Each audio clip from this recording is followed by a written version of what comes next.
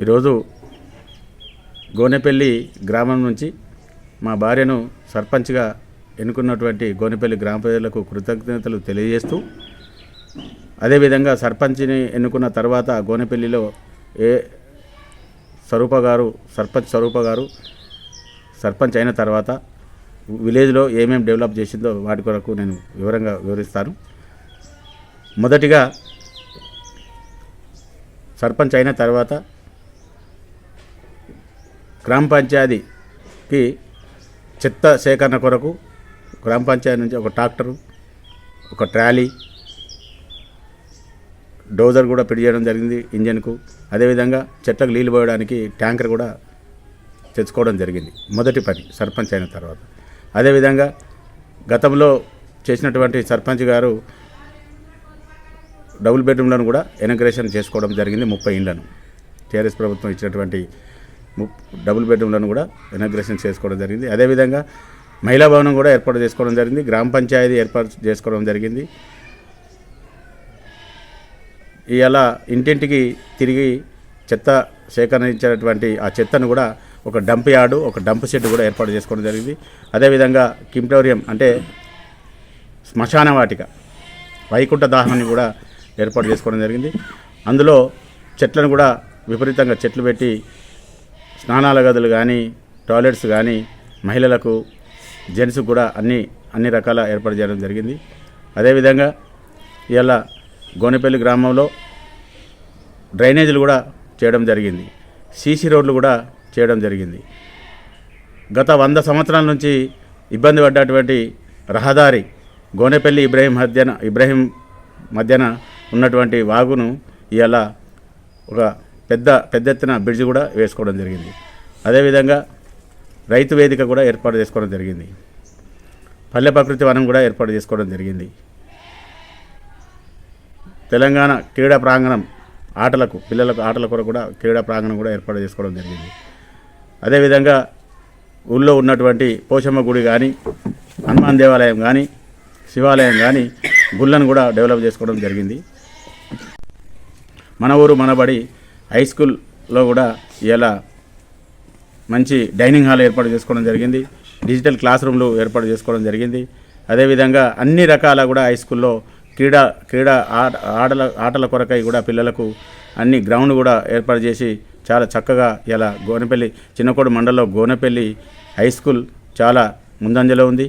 సర్పంచ్ అయిన తర్వాత కూడా కరోనా రావడం వల్ల కరోనా వచ్చిన వారికి కూడా చాలామందికి ఆర్థిక సాయం చేయడం జరిగింది. అదే కాకుండా ప్రభుత్వం ఇచ్చినటువంటి పథకాలు అంటే వారికి ఆరోగ్యపరంగా కరోనా వచ్చిన పేషెంట్లకు కూడా కిట్లు కూడా నేను ఇంటింటికి తిరిగి వాళ్ళకు పంపిణీ చేయడం జరిగింది. అదేవిధంగా వాళ్ళకు పోషకాహారాలు కూడా పండ్లు, ఫలాలు, పాలు, వాళ్ళు తినేటువంటి కరోనాకు సంబంధించినటువంటి ఎగ్స్ కానీ గుడ్లు, కోడి గుడ్లు కూడా అందజేయడం జరిగింది. వారికి కూడా నేను ఇంటింటికి తిరిగి నేను మాస్క్ ధరించి కూడా సర్పంచ్ గారు ఇంటింటికి తిరిగి వాళ్ళకి అందజేయడం జరిగింది. ఇది 2019లో. కాకుండా మిషన్ భగీరథ వాళ్ళు నల్ల కలెక్షన్ ఇస్తే కూడా దానికి మళ్ళీ రెండోసారి కూడా మేము అన్నిటినీ ట్యాబ్లు కూడా ఫిట్ చేయడం జరిగింది. ఇంటింటికి ట్యాబ్లు కూడా ఫిట్ చేయడం జరిగింది. అదేవిధంగా ఇలా విలేజ్లో విద్యుత్ స్తంభాల మీద ఎల్ఈడి లైట్లు కూడా వేసుకోవడం జరిగింది. అదేవిధంగా ప్రతి బతుకమ్మ పండుగ కూడా గోనెపల్లి ప్రజలు మంచి ఆనందంతో బతుకమ్మలు ఆడడానికి కూడా చాలా పెద్ద ఎత్తున ఖర్చు పెట్టి కూడా గోనెపల్లి ప్రజలకు సంతోషకరంగా చేయడం జరిగింది. అదే కాకుండా మళ్ళీ కనుక గోనెపల్లి గ్రామ ప్రజలు మళ్ళీ సర్పంచ్గా అవకాశం ఇస్తారని కోరుకుంటున్నాను. ఒకవేళ కోరుకుంటే నా కోరికలు కూడా ఇంకా చాలా మిగిలి ఉన్నాయి. వీటిని కూడా ఇవాళ విలేజ్ని డెవలప్ చేయడానికి మళ్ళీ గోనెపల్లి గ్రామ ప్రజలు మాకు సహకరించి సర్పంచ్గా ఎన్నుకుంటే మళ్ళీ మన వడ్డెర కాలనీ నుండి రాజీవ్ రహదారికి ఒక బ్రిడ్జి వేసుకొని రాజీవ్ రహదారి పైన గోనెపల్లి గ్రామ పంచాయతీ అని ఒక కమాన్ కూడా ఏర్పాటు చేసుకోవాలని ఉంది నా కోరిక. మళ్ళీ కనుక నేను సర్పంచ్ అయినట్టయితే తప్పకుండా ఆ కోరిక నెరవేరుస్తాను. అదేవిధంగా ఇలా విలేజ్ పెద్దది, చిన్నకోడు మండలంలో 2వ గ్రామ పంచాయతీ అంటే గోనెపల్లి పెద్ద విలేజ్ కాబట్టి ఇక్కడ బస్తీ దవాఖానా కూడా ఏర్పాటు చేసుకోవాలని నా కోరిక ఉంది. అది కూడా ఏర్పాటు చేయాలని అనుకుంటున్నా. అదేవిధంగా ఇంకా మిగిలినటువంటి పనులు అన్నీ కూడా అదేవిధంగా మిగిలినటువంటి పనులు కూడా ఏర్పాటు చేసుకోవాలని ఉన్నది. అదే కాకుండా ఒక ఏటీఎం కూడా ఏర్పాటు చేసుకోవాలి, ఒక బ్యాంకు కూడా ఏర్పాటు చేసుకోవాలి.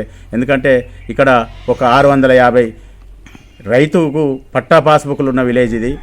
650 పట్టా పాస్బుక్లు ఉన్న విలేజ్, పెద్ద విలేజ్. ఇక్కడ రైతులు కూడా ప్రతి ఇంటికి కూడా వ్యవసాయాలు ఉన్నాయి. లేదు అంటే ఒక 10, 20, ఒక 50 కుటుంబాలకు వ్యవసాయం లేకుండా ఉన్నాయి ఒక విలేజ్ మొత్తంలో. కాబట్టి అందరికీ కూడా వ్యవసాయాలు ఉన్నాయి కాబట్టి ఇంకా డెవలప్ చేసుకోవాలని బాగా ఆకాంక్ష ఉంది. అదేవిధంగా విలేజ్కు ఒక ఫంక్షన్ హాల్ కూడా తెచ్చుకోవాలి. బలహీన వర్గాలు కూడా, చిన్న పెద్ద కుటుంబాలు కూడా ఆ ఫంక్షన్ హాల్లో ఎంతో కొంత డబ్బిచ్చి పెళ్లి చేసుకోవడానికి కూడా అదొక అవకాశం కూడా మాకు ఈ గోనెపల్లి గ్రామ ప్రజలు సహకరిస్తే, మళ్ళీ కనుక నన్ను సర్పంచ్గా ఎన్నుకుంటే ఖచ్చితంగా నా మనసులో ఉన్నటువంటి కోరికలన్నీ నెరవేర్చుకుంటానని మా గ్రామ ప్రజలకు విజ్ఞప్తి చేస్తూ ఉన్నాను. అదే కాకుండా ఇవాళ చాలా ముందంజలో ఉంది మండలంలో. ఇంకా ముందుకు తీసుకుపోవాలని గోనెపల్లి ప్రజలు సహకరిస్తే వాళ్ళకు నేను ఇంకా చాలా బాగా చేసి చూపిస్తానని తెలియజేస్తూ, ఇవాళ నాకు సహకరించినటువంటి గోనెపల్లి అక్కలకు, అన్నదమ్ములకు, అక్క చెల్లెళ్లకు, అమ్మలకు అందరికీ కూడా నా యొక్క ధన్యవాదాలు తెలియజేస్తా ఉన్నాను. 7 సార్లు వరుసగా గెలిచినటువంటి తన్నీర్ హరీష్ రావు గారికి నా తరపున, మా గోనెపల్లి గ్రామ ప్రజల తరపున, మా గ్రామ పంచాయతీ తరపున ధన్యవాదాలు తెలియజేస్తా ఉన్నాం. అదేవిధంగా కొత్తగా గెలిచినటువంటి కాంగ్రెస్ ప్రభుత్వ రాష్ట్ర ముఖ్యమంత్రి యనమల రేవంత్ రెడ్డి గారికి కూడా మా గ్రామ ప్రజల తరపున ధన్యవాదాలు తెలియజేస్తా ఉన్నాను.